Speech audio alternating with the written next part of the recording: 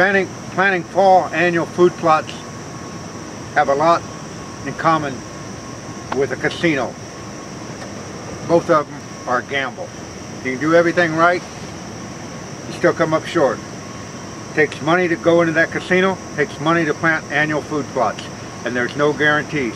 You can be the most educated person go in that casino and lose. You can be the most educated person and go out and plant annuals in the ground and lose. There's no guarantees. It's no better chance than winning something at a casino. So keep that in mind. Don't get depressed if your annuals come up short. We're going to take some soil samples today on this field. Last year we had a tremendous pure attraction crop on this, but you can't rely on it. You got to take even though we limed it last year, before we plant this year, we want to see how the soil's coming along, basically seeing the health of the soil.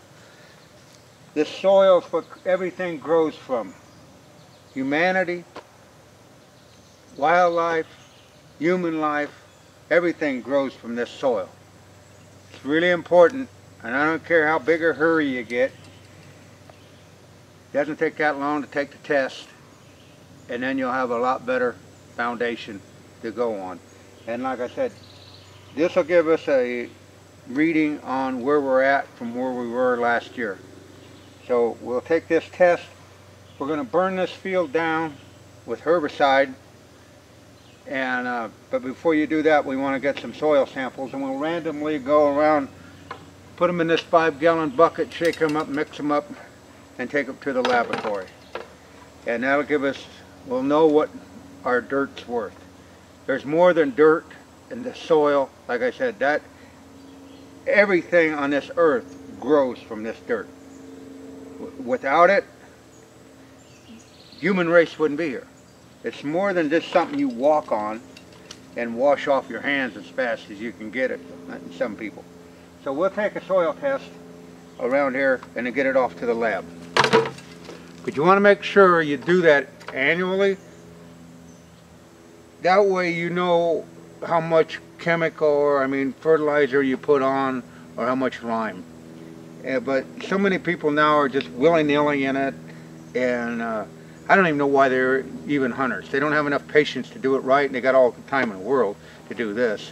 But it's just about getting it in the ground. Well, getting it in the ground, if the ground is not ready for it, it's not even worthy of putting it on. So we'll take some soil samples. And try to take it where you got the cleanest dirt at. We'll get where you don't get a lot of residue. We got a spot over here. We'll go down in there. We got that down in there, 6 inches. Tighten that out. That gave us a little core there.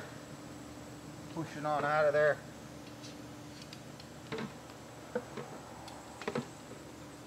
Get that pushed out. And as you can see, we got some dirt in there. Now we're going to do that in several different places, then mix it up, then take it to the lab. Just don't do it in one spot. And on your little pamphlet or your envelope, it asks you what field you're in and what depth you took it, between 6 inches and, or from 0 to 6 inches, or 6 inches to 24. And we took this basically at a good 6 inches deep.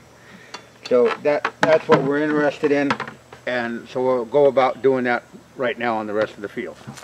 Yeah, when you run this little tool down, you're going to get these, looks like an aeration, a core aeration, little clumps of dirt going to come up out of there. And you throw them in the bucket, and you can see it doesn't take a whole lot. And then we'll crumble that up and put it in the little package, and that'll be what we call field number 1. And like I say, without doing this, you're just, I can't say you won't get germination. That's possible. I mean, it's highly practical, or that you will, but you won't get the maximum out of it. So if you're just going to go through life half-assed, then why even do it? This is a simple little test you can do.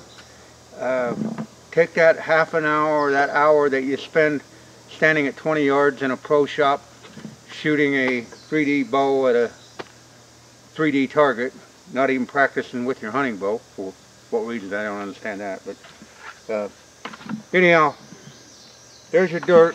We'll mix it up in there, we'll put it in a bag, and we'll take it to Minnesota Valley Laboratories up in Nevada, Iowa. Pretty simple. Here we are in Nevada, Iowa, going up here to get our soil test from field to laboratory. So go up here to Minnesota Valley Lab and see what kind of dirt we got. From Osceola to Nevada, Iowa, and through this door it's like going to the doctor's office for your dirt. Well, here's the laboratory. There's no Frankensteins back here, but this is where your dirt ends up at, and this is going to give you the formula to grow the most you can out of your land, right here in this room. These are all undesirable weeds, and you're going to see as we go along, we're going to turn this undesirable field, which we mowed about 10 days ago. You want to make sure you mow before you put your burn down. Now this stuff is starting to grow again, and now I'm going to burn it down, and that'll help get rid of some of the native weed seed. We're doing this in the morning. The dew is dried off.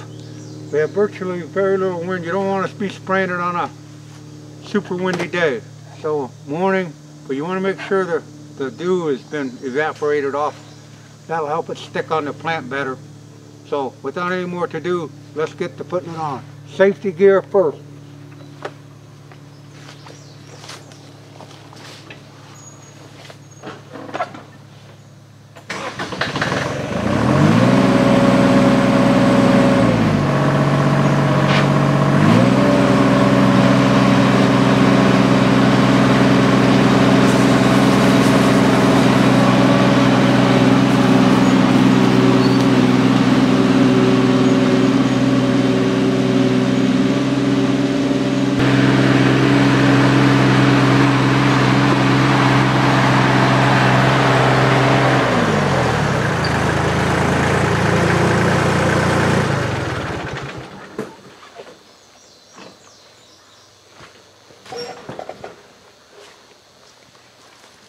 Another nice tip when you're doing that, if you got that grass and it's tall, that'll let you have a marker. You can see your tire tracks where you went so you don't overlap.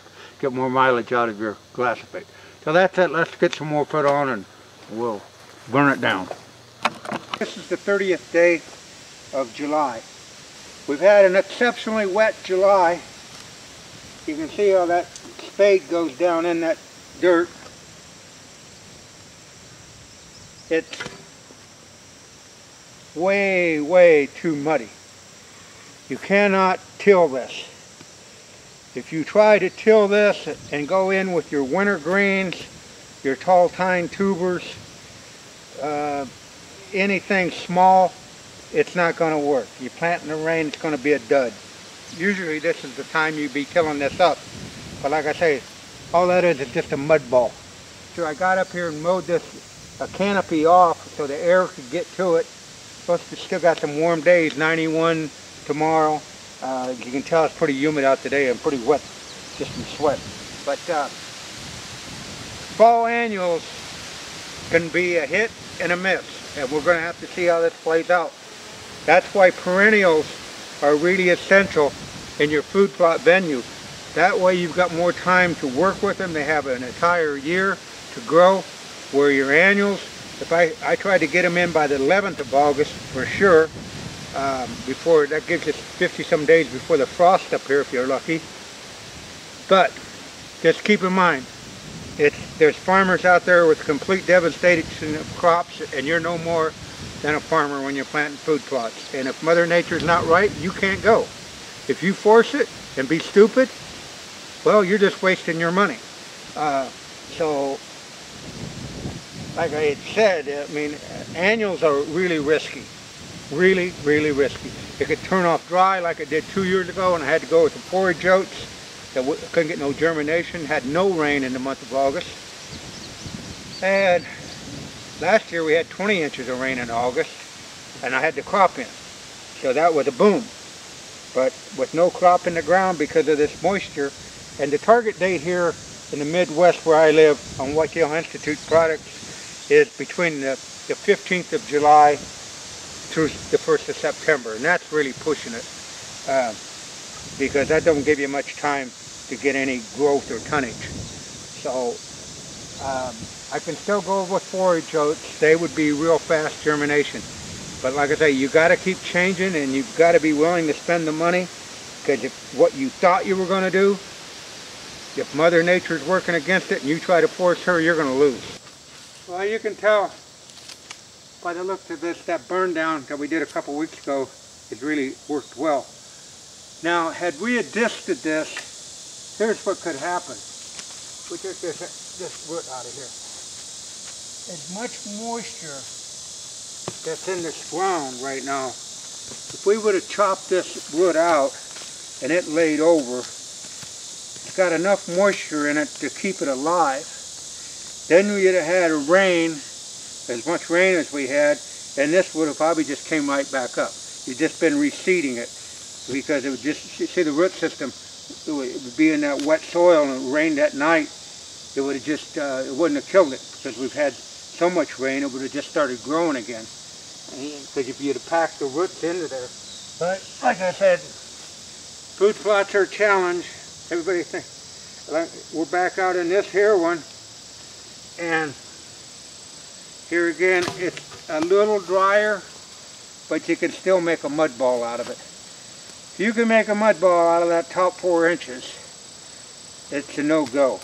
You have to let it dry out, especially for the wintergreens, tall tine tubers. Those are exceptionally small seed, and all they need is pressed onto the dirt. And if you have any compaction, especially if you're trying to grow tall tine tubers, you'll get some tops, but they'll be so compacted with this wet dirt that their tuber, the turnip part of it, can't grow in that wet dirt. So with that said, we would be planting, plans were to be planting this weekend, August 2nd, but that's not gonna happen. And just remember, I'm in the same boat with the rest of you, so I don't have any magic wand or any quick fix. I gotta wait on Mother Nature. I can't work against her. Some of you guys want to work against her, you lose every time. So it's just a waiting game, and let the herbicide do its thing. Mother Nature's got a windy day, drying it out some, but it's going to take a lot of drying because it is wet, wet, wet. And you got to remember, you're in a watershed when you're in the side of these timbers, so they're prone to hold water. So, well, I'll get back with you when we start tilling. All we can do now is go to work and wait on Mother Nature to dry this land up. So don't get in a hurry, because you only got one shot to do it right. You screw it up, you wasted that fall.